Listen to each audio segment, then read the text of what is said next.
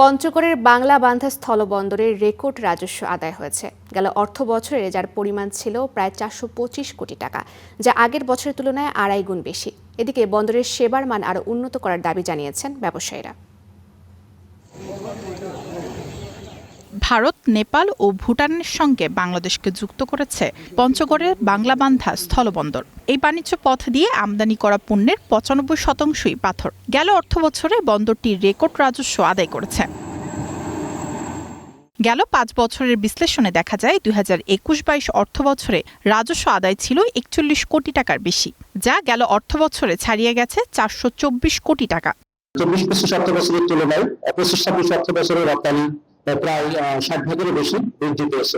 Soybean মিল অনেক বেশি রপ্তানি হওয়ার কারণে আমাদের রপ্তানি আয় অনেক বৃদ্ধি পাচ্ছে এবং এই অবস্থা চলতে থাকলে আমরা আশা করছি যে গত বছরের মতো এই বছরেও আমাদের আমদানি এবং রপ্তানি লক্ষ্যমাত্রা অর্জিত হবে।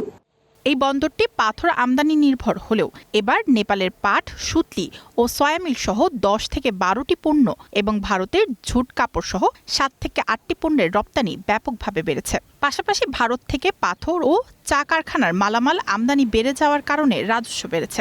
এছাড়াও তেল সংকটের সময় ভারত থেকে বিপুল পরিমাণ জ্বালানি তেল আমদানি রাজস্ব বাড়ার মূল কারণ বলে জানিয়েছে স্থলবন্দর কর্তৃপক্ষ। তবে কি পরিমাণ তেল আমদানি হয়েছে এবং কি পরিমাণ রাজস্ব আদায় হয়েছে তা জানাতে রাজি হয়নি বন্দরের রাজস্ব বিভাগ। এদিকে বন্দরকে আরও গতিশীল করতে পরিবেশ উন্নত করার দাবি জানিয়েছেন স্থানীয় ব্যবসায়ীরা। একমাত্র 14 দেশের স্থলবন্দর, এই বন্দরের অবকাঠামো যেটুকু আছে সেটি ভালোই আছে, তবে আরো একটু বৃদ্ধি করা প্রয়োজন।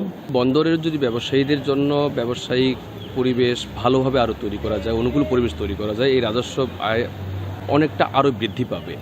2011 সালের পর ভারতের সঙ্গে দ্বিপাক্ষিক বাণিজ্য চুক্তির আওতায় এই স্থলবন্দর দিয়ে পণ্য আমদানি রপ্তানি শুরু হয়।